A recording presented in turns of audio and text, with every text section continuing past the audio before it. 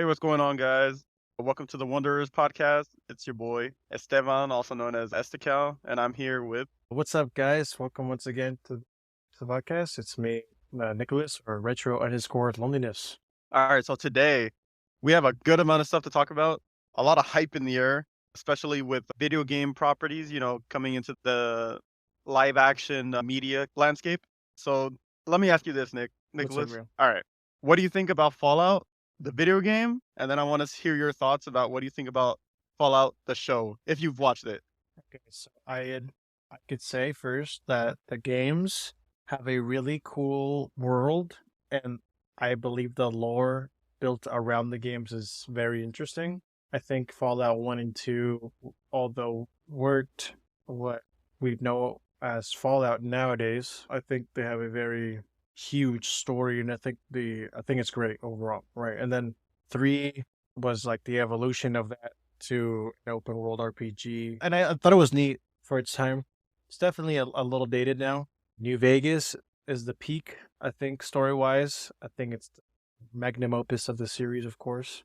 Fallout 4, I think has the best gameplay, the best mechanics, but also I think the story is took a huge hit if you're coming from New Vegas to 4. And 76's launch was completely dog shit. As time has gone on, Bethesda somehow has managed to keep the game alive, and due to the show, which I haven't seen unfortunately, it has surged back into popularity, including myself. I've also gone back to playing Fallout 76 on my computer. On the last episode, we were me and James were a little skeptical about the show before its inception due to other video game related shows or properties being made from anime to show to live action and what being like very terrible, botched. They're often just riffing it and not really following the lore or the games and whatnot. And it seems like Fallout TV show not only has been confirmed to be canonical to the series, but it also has, excuse me, but also has, I guess, surpassed everyone's expectations and is actually a genuinely good show. So those are my Uh, thoughts. for me, I think the craziest thing is the fact that it's canonical to the game series. Just because so often you see all these either adaptations, like whether they be animated or live action, be completely separate from the universes that the games established. Look at the Halo series, and then they try to end up like trying to lead into it, but then it just doesn't work because it automatically already is disconnected. So I personally have not seen the Fallout show, but I've heard amazing things. It's on my to-do list. I have so many things I need to watch.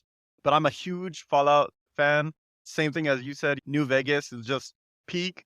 My only gripe with the game was my first playthrough. I was so into it, and then like I was like, okay, I'm gonna do this last mission, and then I'm gonna go back to free roaming.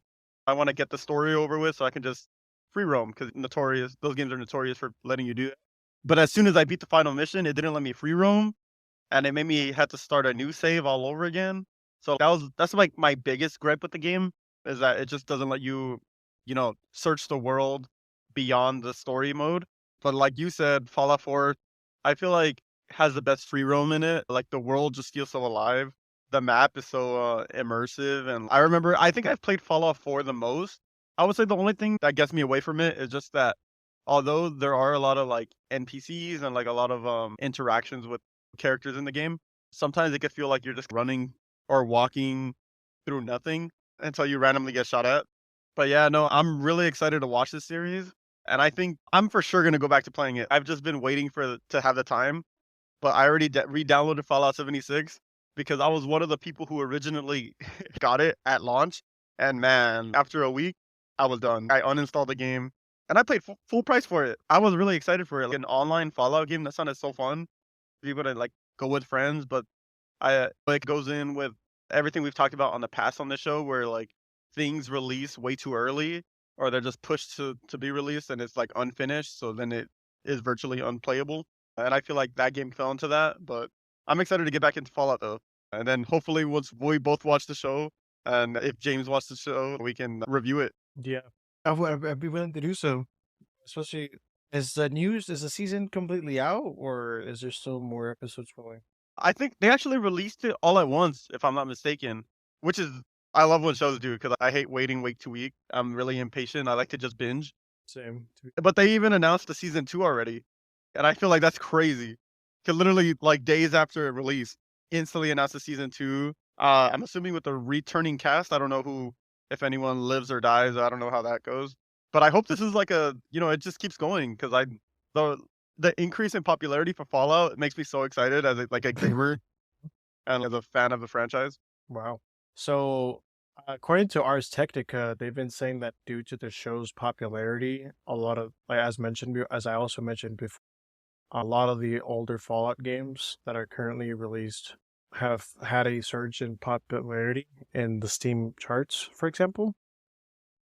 Let's see, with Fallout 76, the in April 8th, from what it looks like, April 18th, from March 1st to April 18th, the about 33,884 people hopped on 76. And the all-time peak for Fallout 76 has been 43,000. So also there were about 10,000 short, and which is insane. And then the numbers could be higher still and so on. And then like Fallout 3 had 7,308. Fallout 4 had 93,294 people playing it. And Fallout New Vegas had about 25,859 people playing it. And it makes a lot of sense. You go back to, you see a show you really, and you like how it stays to the, it sticks to the games, right? And to the lore, and maybe doesn't exactly take too many liberties. And I think that grants people fans of the show coming off of it a taste for the games, unlike like the Fallout show, which we always talk shit on. Where I feel like if I were to watch that show, I probably wouldn't want to touch a Halo game from it. Oh, wait, do you mean Halo? You said the Fallout show. Sorry, if I were to watch the Halo show, I probably wouldn't want to play a Halo game for a minute. But I would have. Yeah. What was I gonna say? Oh, yeah, and it's honestly crazy because Fallout 76 actually received an update for, I think, the first time in years maybe, because developers hadn't touched it in a while. Bethesda, they've been busy on Elder Scrolls 6, right? If I'm not mistaken. Doesn't Bethesda do Elder Scrolls? Yes. Yeah, so they've been busy with Elder Scrolls, the next Elder Scrolls. So it's honestly, like, crazy that they updated the game that's not it's not old, but it's something that hasn't been updated in a while, just to accommodate and bring in more fans as everyone wants to go back and play it. And I feel like it's accomplishing the thing that every video game adaptation should be trying to go for, which is like trying to get your fans to want to play the games again. And I feel like that's all I've heard is just that this game has made it people want to play Fallout again. And like me personally, just seeing all the excitement for Fallout makes me want to play it again. So I think the show is probably like I know aesthetically it's beautiful. Like I've seen like little clips of it. I've just been trying to avoid spoilers. But yeah, I would say it's a success for sure. Yeah, that's dope. Yeah. You know what also did the same thing? You know who else did? City Project Red, when it came to the Cyberpunk Edge Runner show and Cyberpunk 2077. A lot of people went back to play it 2077 when Edge Runners released due to its popularity and how solid the show was as well.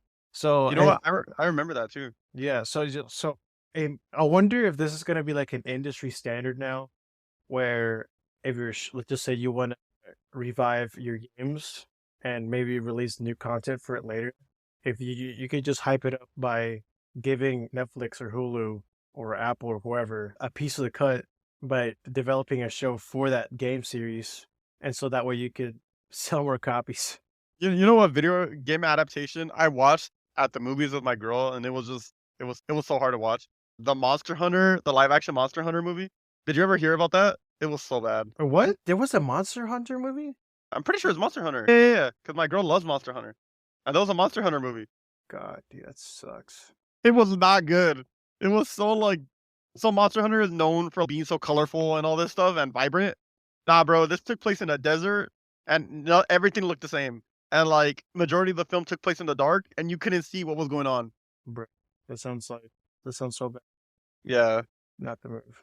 But yeah, man, the Fallout show, dude. Hopefully it keeps pumping up those numbers. Playing 76 now has been quite a joy. Of course, the one thing I do still harp on 76 is the fact that it's almost a necessity to acquire the subscription for the game called Fallout First, because do you know how in Fallout 4, New Vegas, or wherever, all the chests essentially have an unlimited inventory space?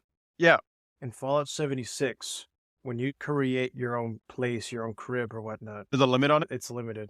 And Mm, the only time it isn't, it's when you have Fallout First. Because instead of bro. having all of your junk in the same storage container with like your armor pieces, your guns, and your and your knickknacks and whatnot, there's a separate scrap container that has unlimited amount of space. And I think it's baffling. And every day you get like freebies. Sometimes I believe every month you get like probably a new suit for free. There's been, when Fallout first was announced, you got the New Vegas Ranger suit for free. I wonder if you sign up for Fallout First now, as a new player, you still get the same outfit. I had to check it out because I've actually never had a Fallout First. Yeah, I wouldn't recommend it unless you're gonna play the game if you're gonna sink a couple 50 or 40 hours on the game. Like How much is almost it? right now, like the what Fallout First? Yeah. I believe it's less than $10. It's $13 a month. Okay, that's not the worst, but if that's I'm sure it gives you more than just like the inventory space, but I feel like it doesn't really sound worth the price tag to me. No, only when you start feeling the cap overall when it comes to you running out of space. Like that's when you start getting pressured into it.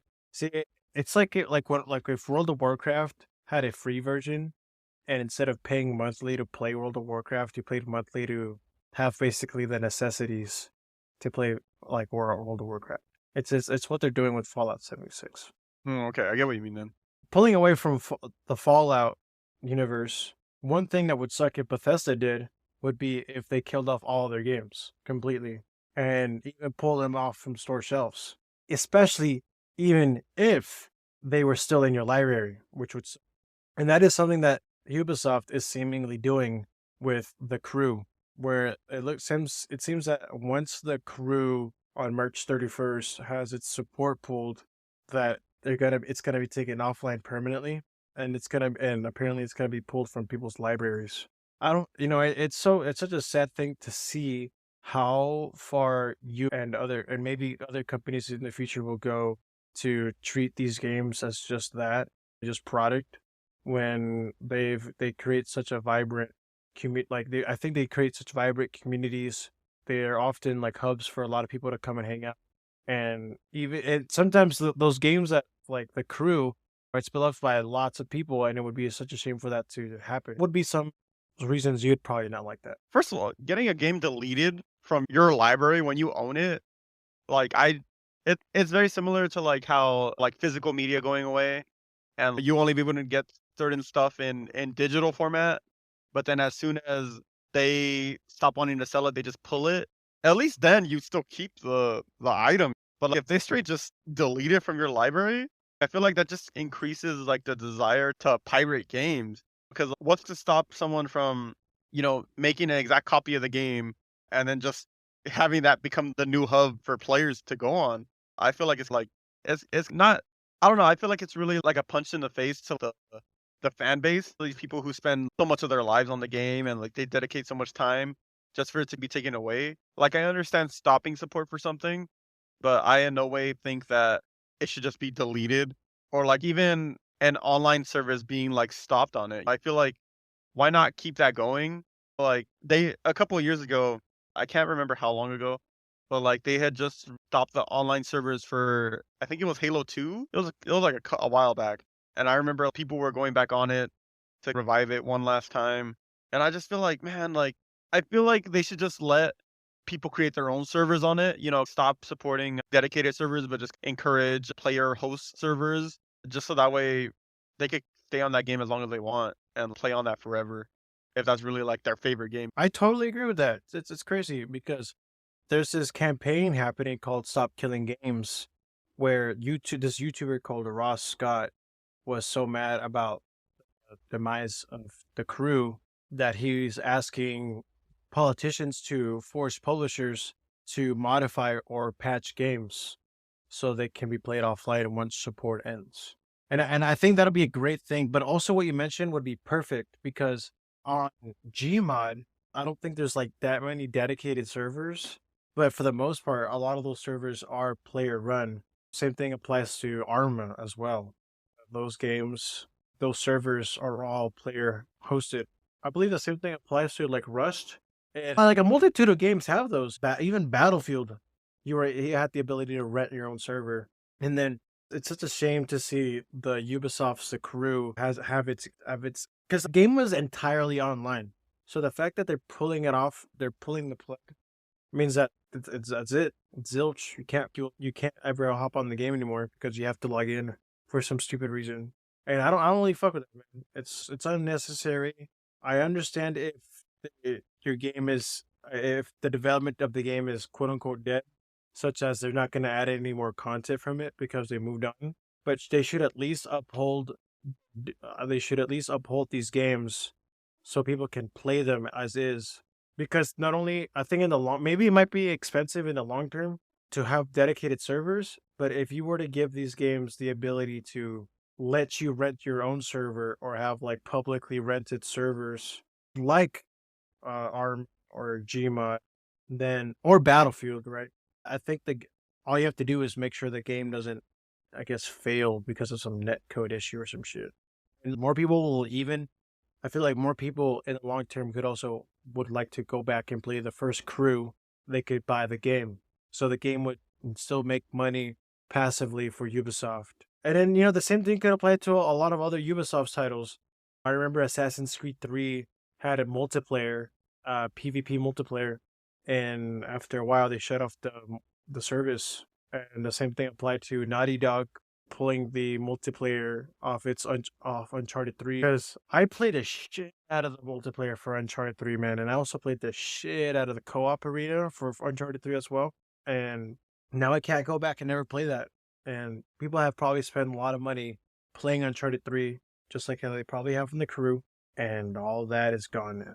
And I think it really calls into question the idea of ownership when it comes to like having online games. Yeah, it's funny because you used Uncharted as an example. I remember back when I was a kid, I didn't have that great of an internet service, so I was like lagging all over the place. I could barely play multiplayer games.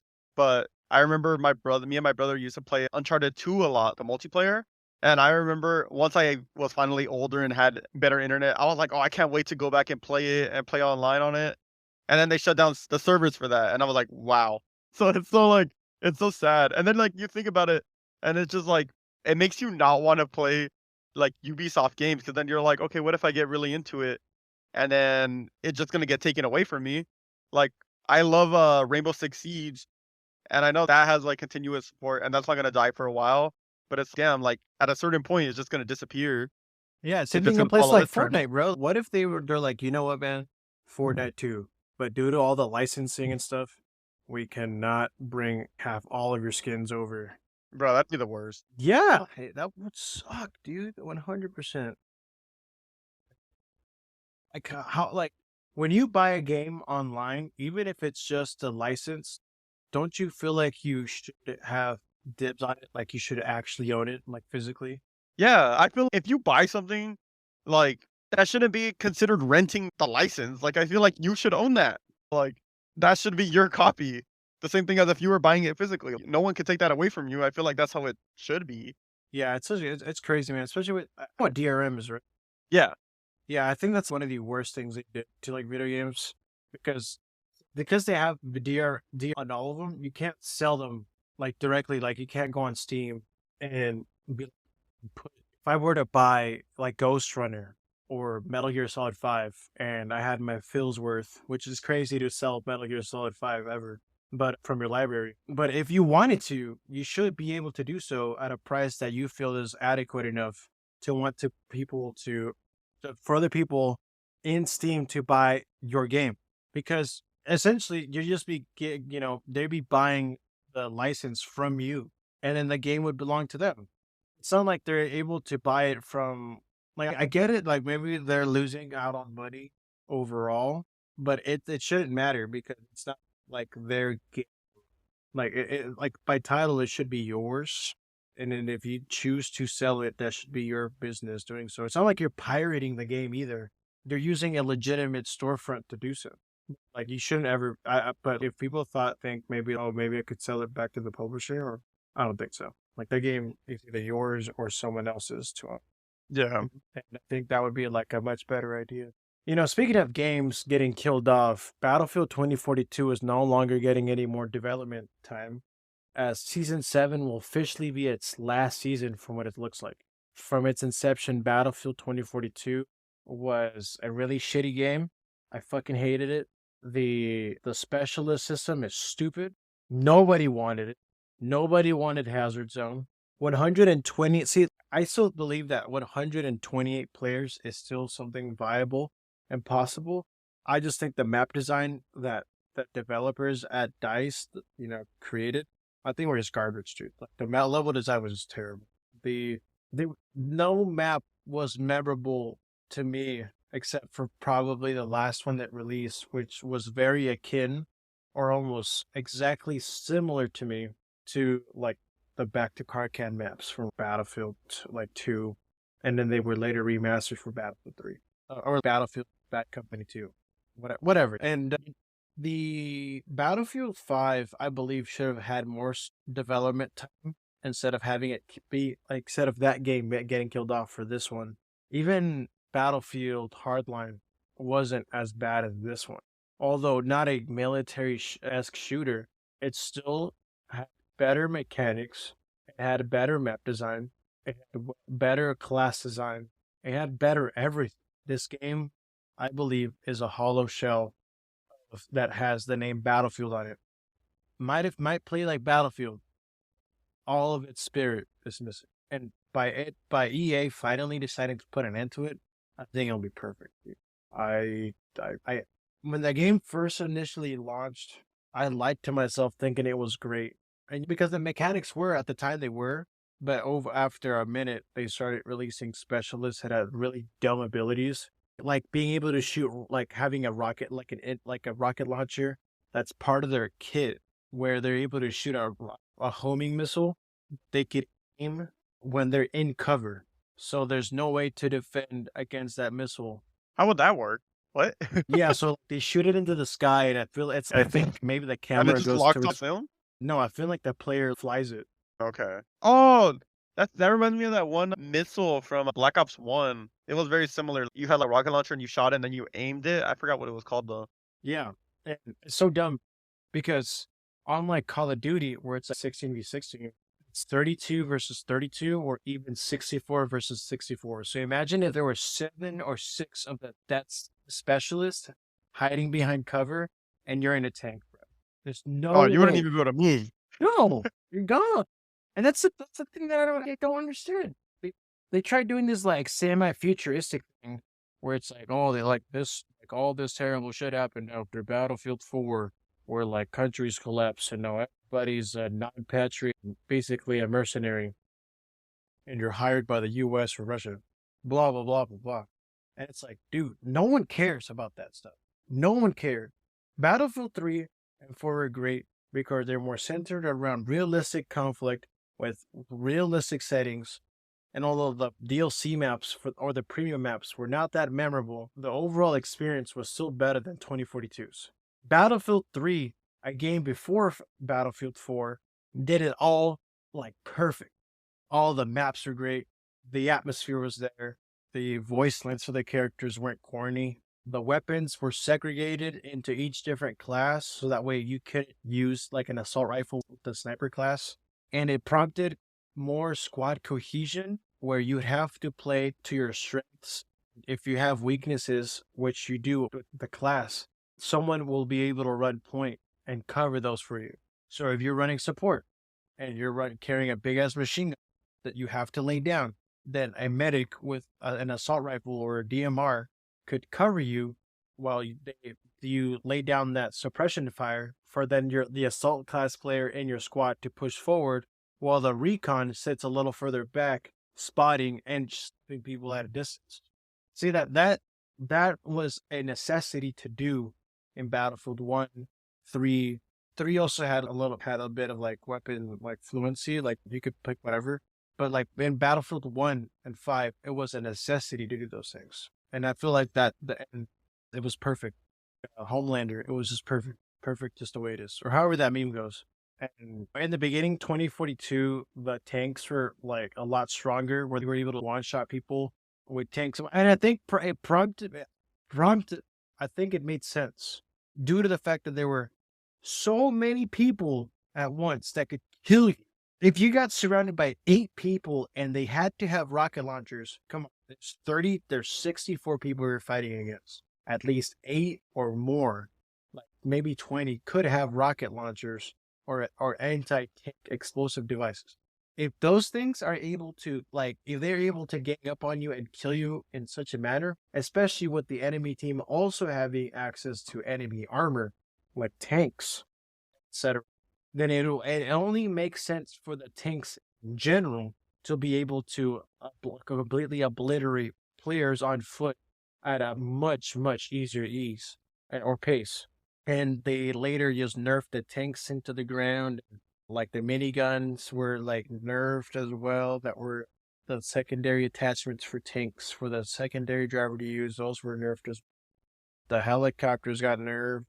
And no, they just get the experience is just bad. They introduced this would be the first game where they tried to turn it into a live service game, but no one wants. Personally, I haven't had a need to buy the battle pass, that game's battle passes for the last 2 or 3 or 4 seasons.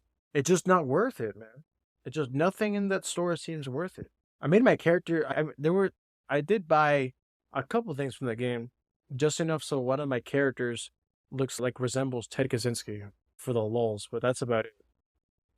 See, I personally haven't played Battlefield 2042, but yeah, but I did play Battlefield 3, Battlefield 4, Battlefield 1. Like I love those games. So from what you're describing, it sounds nothing like it. So um it makes me not even want to touch it. But it's crazy how long it takes for like a game with so much if the fan base is turning against you, then you should step back and be like, "Oh, I wonder what's going on," or like, "What can I do to improve it?" But unfortunately, they're just cutting support for it, which is probably for the best. Seriously, dude.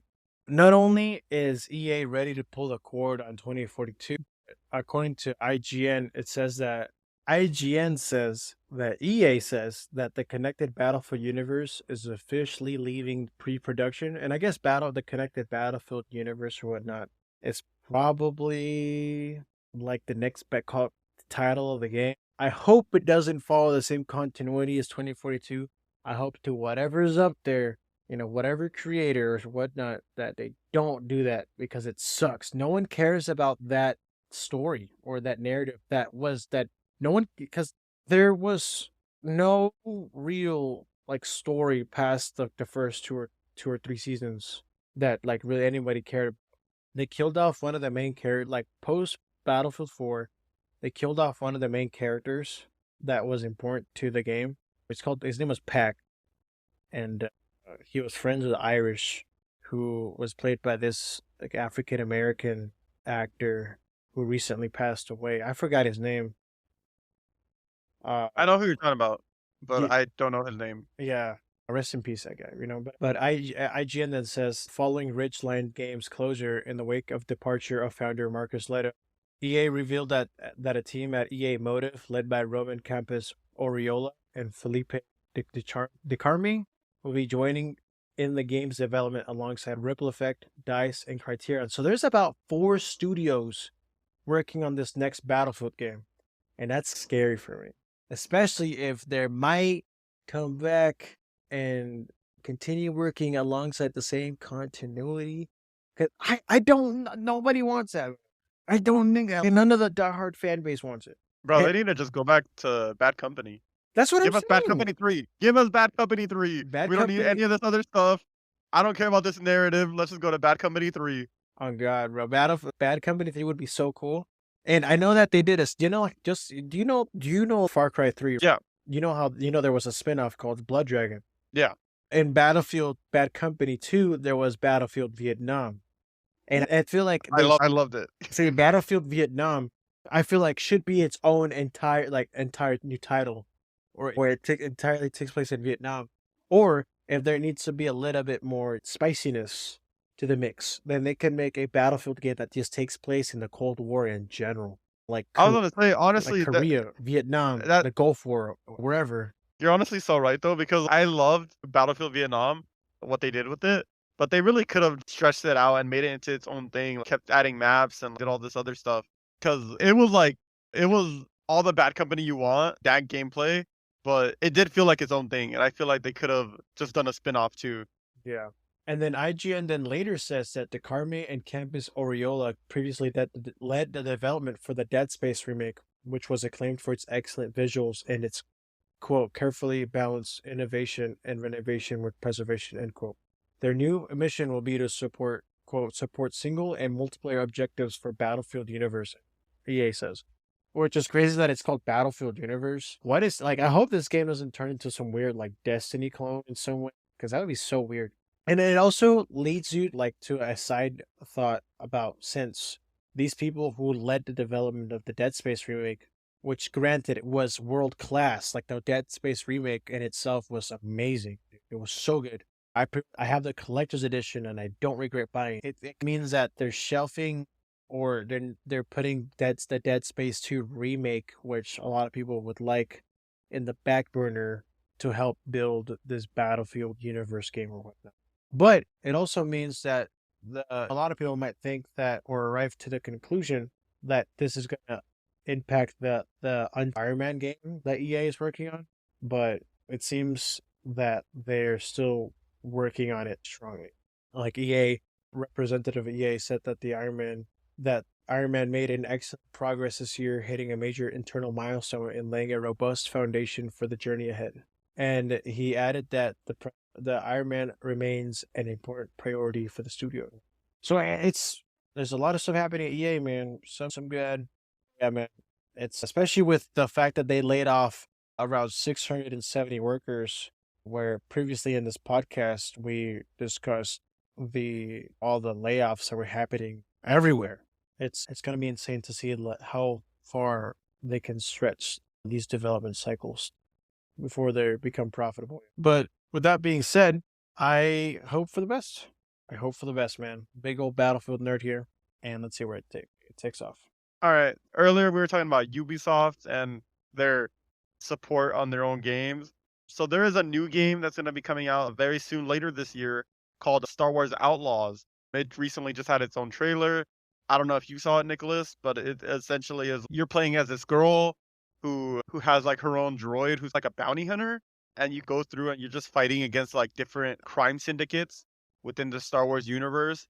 And you're exploring like the Outer Rim, which isn't really explored in other Star Wars media as much. So it looks insane. Like it's like a free roam kind of game, like open world, but it is under fire right now because they showed something in the trailer which teased like a connection to, I think it's episode 6 of Star Wars, where because it takes place between episodes 5 and 6, where you see Han Solo in Carbonite, and then it makes you think, okay, so are we gonna have a mission? And apparently there's gonna be a mission with Jabba the Hutt, but it's gonna be locked behind a season pass. So what are your thoughts on that, Nicholas?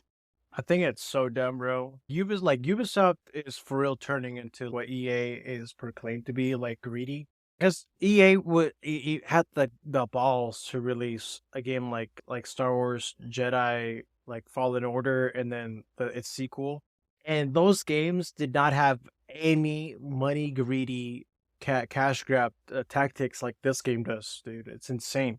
The fact that it's like $40 for the gold edition and $110 for the best version of the game, and then I think that like content, like that kind of content locked behind a season pass for a single player game is insane to me. Like, why does a single player game need a season pass? It's I so didn't even think dumb. about that. That's crazy. I didn't even think about that. Like a season pass for a single player game. That it just doesn't make sense. Do you know what game they started doing that kind of shit for, dude? Like, it's got really out of hand and people just gave up. Which For game? Assassin's Creed Valhalla, dude. Like, there was so much paid content and like goodies in that game for people to scoop it up. And then there were like, I believe maybe there were seasons in that game. I'm not really sure. I don't want to bother verifying or fact checking that, but I know that they did not I don't think execute that game properly. From the game is cool and the concept was cool for Valhalla. Not to get into a red herring or an outside conversation. It's that Assassin's Creed already as is not what it used to be. Like they need to return to its roots. In the same way that Ubisoft in itself should do the same with this. Like I understand when they released like extra content where you like DLC you had to pay for, because I know that they did that with Far Cry 3 and 4, but all of that stuff was optional. And then to do this is not like how is like who would want to skip the Job of the Hutt mission, bro? Like that is such an integral part of Seriously. Star Wars. And then, but what was funny though to me when was you mentioned the plot of this game, it's so ironic because I just realized this. Every main character that has its own game has always has some robot sidekick, dude. Yeah. See, it's funny because you're talking about Jedi Survivor, Yeah, Jedi Fallen Order. Like, you're right though. This like those games feel so disconnected from what EA does with Star Wars. But like, I love those games so much. I have a BD1 tattoo. Like, I love that. exactly. But yeah, Like, no, seriously though, they oh do yeah, do that. are you gonna get a Star Wars Outlaws tattoo? Fuck no, right? Probably not. But the droid does look sick though. The design is hard.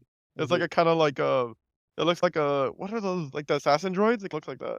yeah, no, not the, dude. Yeah, so the Ultimate Edition, which is the $130 one, includes 2 additional cosmetic bundles and a digital art book. And the Ultimate Edition, dude, for with 2 additional cosmetic bundles, so like you get like an additional set of clothing, bro. It's if you were to pay $60 for your character to have like new undies and socks to match. It's what? Like that kind of pricing is equated to like collector's editions, like if like physical things. The Dead Space Yeah. collector's edition was just around that much, or just a tad more. But I got like a helmet, I got the soundtrack, I got vinyl stuff, blah blah blah. I don't remember the stuff, and then I got like a ton of the knickknacks you get in collector's editions. I got pins, I got stickers, posters, and then like maybe I mentioned it already because I'm like rambling a little bit, but like the helmet, like I got the fully functional helmet that like lights up and you could see through, and that's something I'm able to hold and put in my shelf. Meanwhile, this piece of shit like game, maybe it might be solid or not, but it's fuck, bro. For 130 for the Ultimate Edition of this shit, that's a racket. There's no way any sane person that I think like Star Wars would probably not buy that. Unless they're either like off enough to buy something that stupid or Yeah, no, big trilogy's good. see, I'm a big, like, really big Star Wars fan, but I will not be getting the gold edition or whatever it is called. I'll be getting the base edition. I'm excited for that, but I'm not trying to pay that much for digital content. Hell no. Yeah, not on my watch either, man. I ain't ever doing that. The last time I paid some shit like that amount of money for that kind of shit was when I paid for Fallout First, and I bought the game relatively cheap, and then Fallout First is only $13. And then otherwise it would have been when I bought the premium pass for Battlefield 1, because so you got all the DLCs and packs how it used to be, and that was worth for a multiplayer game. But a single player game, what kind of crack are they smoking, bro? Seriously though. And the story sounds interesting, but I'll just have to YouTube that Job of the Hutt mission. Seriously, have the red bread plate. Seriously. We're over here talking about Star Wars. One thing that did come out recently that's related, for so long, Sonic 3 has been in development, and fans have been thinking that it was going to be Hayden Christensen, which is who plays Anakin Skywalker.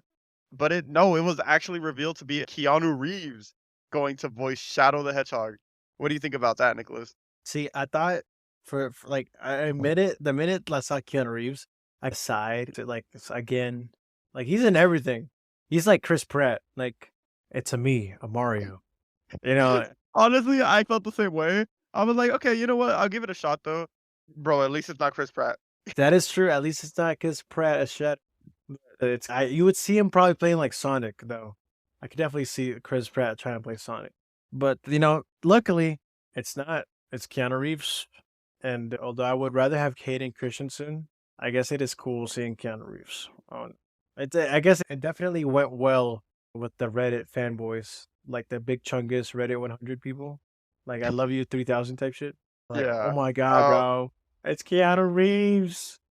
Yeah, see, I like Keanu Reeves. I'm not saying anything about that. No, Uh, he's not a bad guy by any means. no, he seems like a great guy. But same thing, I was really hoping for Hayden Christensen, just because I feel like his voice would be perfect for Shadow, or this iteration of Shadow. Or even I know it was like one of the I think I don't know if it was the original voice actor for Shadow. He had teased being in this movie as Shadow. So even if they did that, I don't know. Keanu Reeves kind of just came out of left field. I am open to it, but yeah, it kind of caught me off guard, to be honest. Yeah. I hope though when this movie releases, it'll be just as good as the last two. Because I'm a big Sonic guy. I just don't say it out loud, bro. I don't shout it from the rooftops because it looks bad on my image. Unfortunately, because of all the Sonic OC stuff. Do not look up Sonic OC, please. It's just one of those things where, like, even if you like it, you have to act like you don't because of the fan base. I would say that's one of the things. Yeah, Uh, it's like being a fan it's of the anime My Hero Academia. that or dude, even Rick and Morty. Like, I like Rick and Morty, but damn, it's so cringy to say that you're a Rick and Morty fan. Yeah, because people are like, "You're not smart enough to really comprehend the Yeah. complexity of the show, bro." And it's like, it's funny because before we started recording, I was watching Rick and Morty. Then you see like season 7, like it's a banger so far. Like I enjoy, but I think Rick and Morty lost its like flavor of the week kind of thing, where everyone's like, "Oh my god, it's Rick and Morty, guys! Have you watched the new show called Rick and Morty, bro?" It's where, oh yeah, it's Rick and Morty. I'll Like be honest, I didn't even know the new season came out already. yeah, like the one show I've been telling people to watch has been The Bear because it's so good. Oh yeah, I still haven't watched it. It's peak, bro. And then Ted, like the Ted show is so funny, Oh, so so unbelievably funny. Oh my god. they're on the watch list though. Hey, there you go, partner. But Keanu Reeves as Shadow. I just want to know if they're gonna do some voice changing thing where he's gonna make his voice sound growlier, or I'm secretless, or is it just gonna be like, "Hello, guys, it's me, Shadow the Hedgehog. To make Smoke his voice cigarettes." deeper or Yeah, something. I believe Idris Elba is coming back as Knuckles, though. I think, Yeah, he is. That's confirmed. and then Uh, in movie 2, right? he's getting his own show on Okay, Paramount Plus. So yeah, he's in it for the ride. Idris Elba, not 007, Knuckles. He really should have been 007, but that's besides the point. I think like Henry Cavill would have been a godly 007. Yeah, but I think he passed on it, didn't he? I don't I don't know. Yeah, that's Shadow the Hedgehog for you guys. And well, coming in from video game characters getting live action movies, it seems like we're getting a live action Teenage Mutant Ninja Turtles movie. Well, that is, instead of being your average friendly homies eating pizza, it'll be just Michelangelo, and it'll be rated R. Do you know what the Last Ronin storyline is about? So I have a general idea of it. I know it's essentially all the Ninja Turtles die except for Michelangelo, and he starts using all their weapons and try to get revenge. I think it's on the Foot Clan, right? I think so. Yeah. And then I think he ends up like, if I'm not mistaken, fighting Shredder or something about it. It's a whole thing. I need to get it really more into it. But the fact that they're doing this in live action and it's gonna be rated R is gonna be crazy. Cause like I never thought a Ninja Turtle movie would be rated R. Like that just it those are two things that you never thought you would hear in the same sentence. Do you remember the Ninja Assassin movies? No. Like, or have you ever seen any like martial arts like movies where they're like super violent and bloody? Yeah, yeah, yeah. What's the last one you've seen? Let's see, martial arts weird. Damn, it's been a minute. I feel like I've only seen the older ones. I haven't seen a new one in a minute. Okay, I'm gonna name one that I hit. I would say the last one I've seen. It's been a while, but I've seen a lot of the older ones. Bloodsport was one. Dad used to be really into those kind of those kung fu movies and stuff like that. So stuff, the Bruce Lee movies, those Kung Fu Hustle. There's some really like good ones Kung that were Fu like, Hustle was funny as fuck. yeah, they're like funny, but they're like hella bloody or like they get hella violent. They're so good. One of my all-time favorite movies. Have you ever seen Kung Pao? No, I haven't. Dude, oh my god, you need to watch that. It's so good. Yeah, to me, it seems like the Teenage Mutant Ninja Turtles live action movie, this rated R one, is gonna be around the same. If you give it like a quick Google search on your phone, you might see what I'm talking about when it comes to Ninja Assassin. But I feel like that's that course that they're gonna take with this game. I see it based on the picture that IGN put on their article called "Live Action Teenage Mutant Ninja Turtles: the Last Ronin movie in the works," and it'll be rated R. They used this hooded Michelangelo with the mask, with the black mask, and all the weapons that his brothers had. and it reminds me of Ninja Gaiden as well, I suppose. And I wonder if I just hope it does. It's great seeing these kinds of things releasing. It'll be very different from the past live action Teenage Mutant Ninja Turtle movies, especially the Michael Bay ones. God, I hated the Michael Bay ones because you always had, excuse my French, man, but they always had the turtles like trying to fuck the like Megan Fox's character. Oh my Like god. they were always flirting, and they're like, "Bro, that's weird." And then I do think that the most memorable scene in the live action movies that I still remember have been when they get in the elevator together and they start making music like beats Oh, dude, music. I love that. That's like the standout scene in that movie. Yeah, like that's the only one that I was like, oh yeah, they're like turtles and shit. That's right. And then forward, it's just like it just live action TMNT hasn't like really been fruitful for anybody, especially for those that spent money making it. So moving on from that, talking about live action adaptations, what just recently got announced was the next live action adaptation of the Silver Surfer, and it's a woman. It was confirmed recently that Julia Garner was cast as the Silver Surfer in the new Fantastic Four movie. The Silver Surfer and Fantastic Four are like tied together really closely because of Galactus and all this stuff, and they're really associated with each other when you think of them. What are your thoughts on this? It seems like they're not using the actual like reading the article that the IGN wrote called "How Can the Silver Surfer Be a Woman?" Fantastic Four Shala Ball explained. It doesn't seem like they're using the actual Silver Surfer, but I don't know, like maybe it's like his wife or something. I'm not exactly sure the origins behind this. And they're saying that in the in like the subject lines below that it could be like an alternative universe.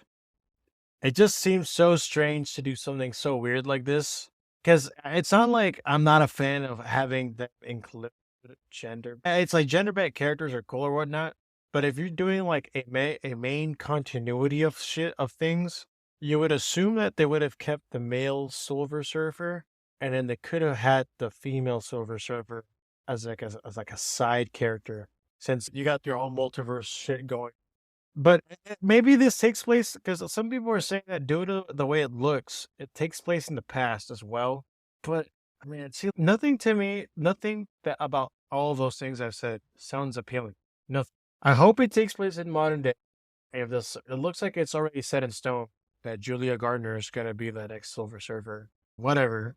But I just hope the movie's good, like in general, and not just like cast service, witty jokes, really with really inconsistent movie like type shit because that sucks. That's what they did in the last Thor movie, not Ragnarok, the one that came after that, where they wasted Christian Bale's Motherfucker. character, where they Ye tried to make it funny and serious at the same time. No, bro, stick to one or the other. yeah, I'm really hoping it's not another, like, multiverse thing. I don't know about you, I'm over the whole multiverse thing right now. I wanna take a long break from that. They can just scrap uh, it and just have it be like, you see, the multiverse was there, and then like Loki from the show, it got it all down. So now all these universes live and exist separate from each other without no connection, except Spider-Man for some reason. yeah, like, I'm okay with it being set in the past, and then them somehow, like, getting transferred to modern day MCU, but I don't know, I'm skeptical on, like, it being a multiverse thing just because, like I said, I feel like I know we're in the multiverse phase of Marvel right now, but it's just, damn, I'm waiting for it to end, to be honest, like, I want it to go to, the street level stuff, like, I want, like, the Spider-Man, fighting people like Kingpin, like, I'm ready for Daredevil, I'm ready for Punisher, that kinda thing. I'm tired of the whole, like, "Oh, the alternate version of me is here. We're gonna be good guys together." Yeah, and then there's talks about Tony Stark coming back Yeah, somehow. no, I don't think he should. It's so dumb, bro. They're pulling us in episode 9 on Star Wars, where Yeah, it's like no. the Palpatine comes back, so Darth Yeah. Vader Somehow sacrificing himself Palpatine was returned. nothing. Yeah. And like having Tony Stark's death would have been pointless. And now it's even worse because the whole world doesn't remember. It doesn't remember Tom Holland being cool with Stark, like Peter Parker or whatnot. So now it's, yeah, these this bozo that's flying, swinging throughout all of New York, and then you got Tony Stark from a different universe coming in, and it's just gonna meddle things and make it more complicated as it is. When instead of build pressure, I think they should like let off some steam and let things simmer with street level things, as you mentioned. I think it's time for the crime fighters with less powers to really kick into high gear. Like I people did not like Defenders, and especially they didn't like Danny Brand, who was this like white guy. Well, I mean, I mean, he is though. That's the thing. That that the Iron Fist is a white guy, and respecting Stan Lee's or Jack Kirby's vision for those two characters for that character, I wouldn't change it either. And but I would like to see more of the Defenders. I would like to see more of I forgot his name. I forgot like the actress's name, but she played Jesse Pinkman's girlfriend. Who played Jessica Jones? It's like Christelle something. Yeah, so I'm just gonna call her Pinkman's girlfriend. Bro. So Pinkman's girlfriend, yeah, Jessica Jones. yeah, Jessica Jones, who's played by Jesse Pinkman's girlfriend, and you have Luke Cage. See, I actually This really like the Defenders. Like, because I love their chemistry together. Danny Rand, he was all right. I feel like, Sark does. He's always like, remember that time my parents died? yeah, he just throws it in your face, bro. And it's shut up. No one cares anymore, bro. There's so many times he talks about his parents dying. Yeah, and it's like, I feel like, because they're most likely gonna bring him back because they're bringing back all these other characters. They're bringing the Daredevil universe into this to the MCU. That's canon now. So you just assume that's all canon, right? So Yeah, they just need what this actor needs to do because it was essentially everything wrong with him was because of the actor. Because like he wasn't, they said that he wasn't training properly. He didn't do a lot of his own fights. So a lot of the times they had his side character doing the fights. So as long as the actor actually wants to play it and trains and does more on-screen stuff, then I think it'll be fine.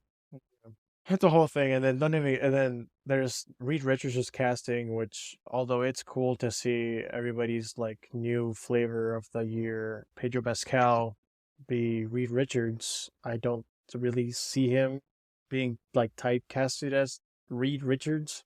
He doesn't look like it's not like I guess he doesn't really have that like alert to him where you'd be like you point to him and be like, yeah, that's Reed Richards. Like you can look at Chris Hemsworth and be like, yeah, that motherfucker can play Thor. And then it seems like because like one of the actors in the lineup that plays Ben Grimm or the Thing in for as part of the Fantastic Four, he's from the Bear. He's a great actor. I don't know much about the chick that plays the Invisible Woman, but the guy who plays Johnny Storm, I think, is pretty cool, and I'd like to see him in more. He was Eddie, right, in Stranger Things. Yeah, Eddie Munson. Yeah, he was cool. I really don't get Yeah, the yeah. same thing. It was a really cool property that fans made cringy, but I love Stranger Things. Like I really do, and I liked his character a lot. It's just some fans are hella weird, and like just stop being weird, and like it's cool. God, bro. But yeah, those are my thoughts on on the Fantastic Four. This Soul Silver Surfer thing is like a real Joker card, man. Like it could go either way with the way they're taking it. It could either work exponentially well or it could be a complete disaster for the full film. And moving on from that, let's talk about CinemaCon, particularly Disney at CinemaCon, because we're talking about Marvel right now. They actually showed a lot of some Deadpool and Wolverine footage that wasn't released to the public, but it was like 8 or 9 minutes of footage, and I've heard just literally amazing things about it. And then speaking of Deadpool and Wolverine, we're actually getting a new trailer tomorrow, so we won't be able to review it, talk about it this time, but that's for sure going to be a topic on the next one, on the next podcast. Yeah. But yeah, they Deadpool and Wolverine. They talked about Moana 2, which I haven't even seen the first Moana. A new Lion King movie. I'm not down for that one. Yeah, Inside Out 2. I never watched the first one. And then they also talked about Alien Romulus, which we're gonna talk about in a bit too, which I'm really excited for. Yeah. Yes. Deadpool Wolverine definitely would say here's the thing, I'm not like turbo crazy about the Marvel MCU stuff anymore, but I will check out Deadpool and Wolverine. Like I'm gonna watch it. Like but as soon as I can. And then when it releases. And then Alien Romulus is something that's gonna be interesting to see. Don't know where it takes place or when, but the last Alien movies or Predator movies have been very hit or miss. Yeah. And The teaser trailer for that movie, for Alien Romulus, it looked like it was taking place on a ship, and it was made by the same director who did Evil Dead, but like the remake of Evil Dead, which was like hella gory and bloody and like a horror movie. And the trailer kind of gives a vibe that this is going to be more of a horror movie, which because it's the whole franchise is supposed to be horror, but it just got away from being like scary. It was just all mindless shooting. You look at some of the Predator movies, they got to like comedy, not good comedy, but it tried to be a comedy. So I'm hoping this goes back to the original roots of the Alien franchise, Alien 1 or 2, and then go into a more serious alien threat. Yeah. Other players at CinemaCon were Lionsgate, Paramount, Universal, Warner Brothers. Were there any movies that you saw from those other studios that you probably would like to see or are looking forward to? One I am looking forward to is Quiet Place Day 1. I really like the Quiet Place universe. I love the first one. It's such a good horror movie. The second was okay. It wasn't bad. It was just kind of a little, in comparison to the first one, a little lackluster. Just because the first one was on such a high note. So I'm hoping that this next one, it looks like it's gonna be because it shows the origins of these aliens landing on Earth, and that was teased, in the other Quiet Place movies, and more so in the second one. But it just, it's focusing on different characters, and I'm pretty sure it's gonna tie into the family at the end. Uh, but overall, I'm really excited for that movie. I know that they were talking about Transformers 1 with Chris Hemsworth, I'm pretty sure. I did see the trailer Uh, for that one. See, I haven't seen the trailer for that, but Yeah. I've just been hearing a lot about it. Yeah, a lot of people are saying a lot of like things. The movie's gonna be bad. It's too silly. It's like it's for kiddos. And here's the thing, man. Transformers has always been first and For kids. foremost for kids. It's like Star Wars. Star Wars is for kids. Yeah, it's like being like, you know what's crazy? The fact that the developers or the directors behind the Minion movies don't really want to make them more serious. They're minions, bro. They talk like a big one, banana, and that's all they talk about. They don't know anything else. They're like yellow with eyes and overalls, and then the Transformers, they're like robots that turn into room machines. You can't really expect them to turn into this gritty sci-fi like pinnacle of film that everyone would like. There's other properties or other studios that do that with like through animated series, like other types of movies, like video games. But this one, I just think people should lay off the pulse, man. Like it's not that big a deal. Like it might still be enjoyable. Let's see. For me, I saw Paramount's Gladiator 2. It's going to be crazy for me. I'm really excited to see because the first one with Russell Crowe was awesome. Are you not entertained? It's such a badass Amazing. movie, dude. So it's gonna be interesting to see what you're gonna do with it. And then let's see with the Universal, they're remaking Twisters, which is an older movie that came Oh, I'm out. really looking forward to that too. You think so? I actually really like natural disaster movies for some reason. Even if they're like kind of cringy, Did I you think like all the that's Rock movies? we don't talk about those. But I watched that movie, Like literally Quake? the Rock. Yeah, I watched the San Andreas movie for I had a natural disasters class, and my teacher was just roasting it the whole time. He was like, this is so inaccurate. I hate the Rock. It was great. He's like, I hate the Rock. Yeah, it was funny. Yeah, But and then I guess I'd be surprisingly, I'm actually looking forward to Despicable Me 4. It's a bunch of silly, not shenanigans with characters with really weird proportions. They look like One Piece characters almost. And I don't know, man. There's like an appeal to these movies. I'm not. I know, knowing that if I were to watch this in theaters, sitting down, I'm gonna hear at least one kid cry. Like it's all good, man. Like I totally get it. And then from Warner Brothers, I think there's two movies. There were three movies announced, but there's two that I really give a shit about. Of course, the Joker movie, which we're going to be talking about, and the Mad Max, the Furiosa, a Mad Max saga. I'm really because here's the thing, like the Mad Max Fury Road, bro. That was like one of the movies, bro, that year. The movie was so good. I owned it on Blu-ray. It's so good, dude. that's how you know it's good. You have it on physical. Yeah, with the guy that played Bane. Yeah, Tom Hardy. Oh, yeah, Tom Hardy. Yeah, he was great. All he did was like grunt the entire time. He was like, yeah. And then to me that was like, damn. He's in cinema. Yeah. I actually haven't watched that movie, like the Mad Max one. Crazy. I do really want to though, because like it's known. Okay, because I'm into like video production and stuff. It's actually like I think it might still hold the record for the most cuts in a movie.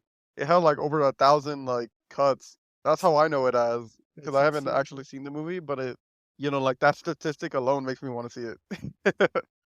Yeah. It's not well the way they do cuts in that movie is actually really well in comparison to like if you were to watch the later Taken movies where it's like there's like about 50 cuts of Liam Neeson strugglingly making it up a fence and then in shaky cam climbing back down. Oh yeah. Yeah, no. And then of course the Joker movie, which we're gonna be talking about later. I don't really care for the Beetle movie that's coming out, although I know that's like a cult classic for some. It just never really tickled my brain as much as like those other two movies. CinemaCon this year had a lot of really interesting bangers and a lot of stuff that we would like to see. But that's funny, man. You like Twister because I like the 1996 one. I think that movie's great. Yeah. I watched that movie too. That one was really good. So I wonder I how watched it for class. they're gonna hipsify it or Gen Z it. They're gonna be like, "Oh my god, bro, we gotta use your app." Yeah, they had that guy Glenn Powell who was like in that movie with Sydney Sweeney recently. Oh my god. So I don't know. I'm excited for it though. It looks sick. I'm gonna watch it in theaters for sure. It looks sick. And speaking of scary natural disasters, we could talk about another natural disaster coming up in the box office that might actually, prevail. The next scary movie, like in the from the parody series, scary movie 1, 2, 3, and 6. So like Esteban, what's up with that? What's going on, bro? So apparently it was like revealed like a few days ago maybe that Scary Movie was actually looking to get a reboot, which is really like interesting because of like the time we live in where society is a little sensitive. And this is like if you've seen any of the Scary Movie movies, 1 through 3 are the best ones by the way. But if you watch any of those, there's so many jokes on there that cannot survive today. Like so I'm really curious as to how they're gonna do it. I don't think it's gonna work personally because like of like how we were talking about that sensitive kind of crowd. Boom. But I am interested in how they do it. And looking at this IGN article, Melissa Barrera, who was in known for her roles in the Scream movies, Scream 5 and 6, as Samantha Carpenter, was recently fired from Scary Movie 6 or from Scary Movie 7 for her role in supporting, I think it was the whole Palestinian war and everything going on there. She was very public with her opinions and her sides, and Spyglass, Paramount, they were really not for that. So she had gotten fired. And then shortly after that, Jenna Ortega left the project, obviously because of that, because this crew that has built over these last two movies, it's been a cohesive story. Like, they're basically like a family. And you assume they're like that in real life too. Of course, they're gonna lose out on those people if she's leaving, if they lose her. She recently said that she is open to coming out in the next Scary Movie following the Scream firing, which would be really funny if she were to like parody The scary the movie Scream stuff. franchise. Yeah, which they did obviously before, but that'd be really funny to do. Oh yeah, what's that? Yeah, goated. Scary Movie 1, goated. Or I like saw the it in theaters when they re-released it this past year. It was amazing. or like the aliens that piss through their Yes, with fingers their fingers. and Scary they Movie greet 3. with nut kicks. Yeah. What was two about? Was that the one with the grudge? No, The Grudge comes out in Scary Movie 3. The second one is with what happened in the second one? Oh, where they're in the mansion and the guy with the little hand. Oh yeah. Charlie Um, Sheen is funny as fuck, dude. yeah. It's like they greet each other by kicking each other in the pelvis region. Yeah, they're so good. I watch those movies all the time. I used to love parody movies, like, and that's a dying art, you know? Remember the Disaster movie? Yes. That one I saw in theaters, bro.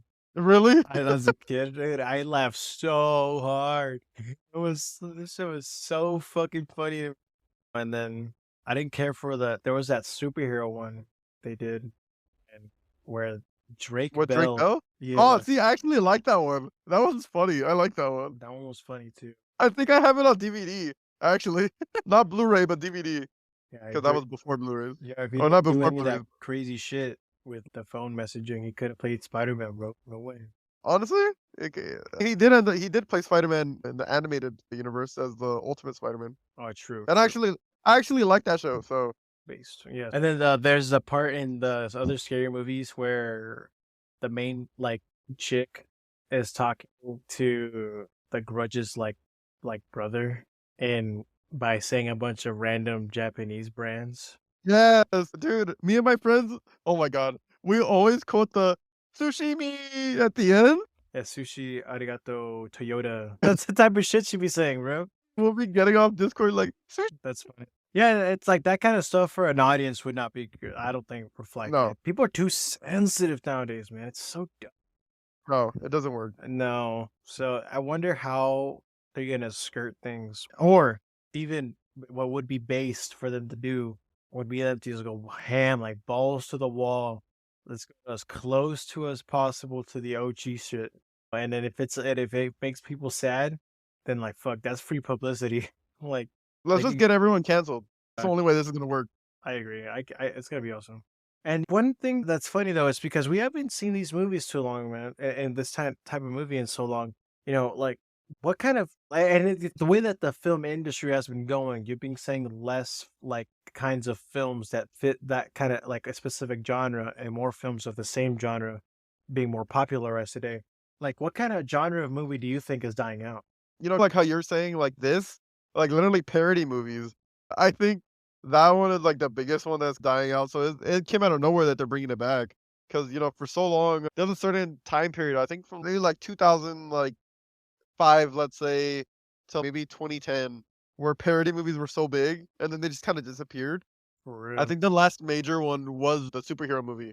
I think that one was the last one, at least from what I can remember. But like those used to be my favorite kind of movies. Just making fun of other movies was so good. And then I see I would agree with that. And then I would say as like in a bigger scope, like comedy. I think comedy movies have been like dying out. Like no one goes out to see the latest Adia movie or the latest like there were like actors that only like they were their titular Like Kevin Hart and roles. stuff. Yeah, like Kevin Hart, Adam Sandler. What is it? Not Dan Snyder. What's the other guy's name? Rob Schneider. They have yeah, Rob Schneider. Yeah, because from the Family Guy skits, bro. Rob Schneider plays. It's let's see, and then the guy who played Joe Dirt, who was also in the Grown Ups movie, Kevin Spade or some shit or Oh something yeah, I think Spade. Yeah, those are all actors that played in comedic film, and now they're. It seems like they're out of a job to me because that kind of movie isn't really sought out after, and it's not something I see being popular anymore. When's the last time you've seen a funny movie, a comedy movie, like really in theaters. breaking headlines? Oh, I was gonna say in theaters. I don't think ever. I'm gonna be honest with you. I'm not a comedy movie guy. The last time that I was really into like comedy movies was what, like 22nd Jump Street, and that was it. Yeah. Funny. Yeah, that's pretty much it. Yeah, but I think it was like Ice Cube dating Jonah Hill was like dating Ice Cube's daughter or some shit. Yes, dude, I And love he's it. like, "What It's the still so fuck?" good. He daps him up for having sex with his daughter. Oh yeah, so weird, bro. That's such a good movie. I was yeah, it was all right. The first one is still the best one though, but because it's started it all. Coming from what kind of movie genres are dying out, a movie that a movie series that is coming back, as mentioned before in CinemaCon, is the Alien franchise through Alien Romulus. You have been following closer than I have. As to Cal, what's going on, man? Who's in this movie, man? What's going on? So they just announced like their main 6 actors, along with a little bit of plot details, talking about like how the movie's gonna be about scavenging the deep ends of a space station. We can see that in the trailer, how everything is like really dark, and like I said earlier, it has more horror elements to it. So far for the cast, we have Kylene Spaney, who's playing Rain Carradine. She seems like she's gonna be like the main character, at least from what we've seen. We just saw shots of people without telling us anything about the plot. She recently starred in the upcoming A24 movie Civil War, which I've heard a lot of good things about but haven't watched yet. We also got David Johnson, who casted as a character named Andy. Just Andy. We have Archie Renox playing a mystery character in the film. But what were his key roles? Was Archie Renault's like key roles? Bro, his key roles were in Morbius, the greatest beer run ever, and Upgraded, which is very interesting. And then we got Isabella Merst, who's playing a character named Kay, who was recently seen in Madam Web, in Dora. Like, and she's gonna be in The Last of Us season 2, so it's, you know, I enjoyed her. Like in the only experience I have with her is in Madam Web. So, but I enjoyed her character. Isabella Merced, bro. Uh, Hopefully, her role in Dora in the Lost City of Gold was killer. for it was, and then we also got Spike Fern, who's playing another mystery character with there's no details on who he's gonna be playing. He was in the Batman as like a vandal. He was in Tell Me Everything, and then also the Amazing Mr. Blunden. And then Eileen Wu was also, with the question mark over who the hell she is in the movie. And apparently this is their biggest on-screen credit ever. This is her I breakout respect role. that. If it bombs, it'll also be her last. Hopefully. I'm just hoping for like I said, a more serious movie. I think that the Alien and the Predator franchise has so much potential. It just needs to tap back into its roots and then be more serious. I and it seems like with Kaylee Spiney's character, they're gonna do the same thing where it's like Sigourney Weaver's like female led, like Ripley, yeah, like they're gonna pull a Ripley. Although I don't know, I think maybe Andy's a robot or some shit. yeah, I'm pretty sure he is. He looks like he's probably gonna be like AI or something. Renault's character, I have no idea. But the fact that he played in the biggest blockbuster movie in Morbius. history, Morbius,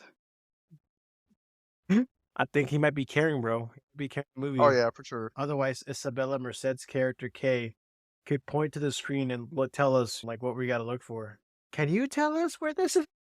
Like in Dora and the Lost City of Gold. And fuck, man, I don't know jack shit about Spike Fern or Eileen Wu, but man, best of luck. And yeah, that has been the latest episode of the Wondrous podcast.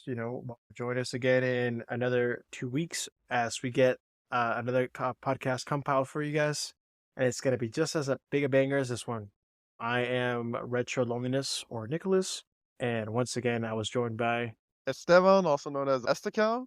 And feel free to check out our link trees or the links down in the description of the podcast episode, as we also like to do other things besides yap about what's going on in pop culture media. All right. Thank you. Bye.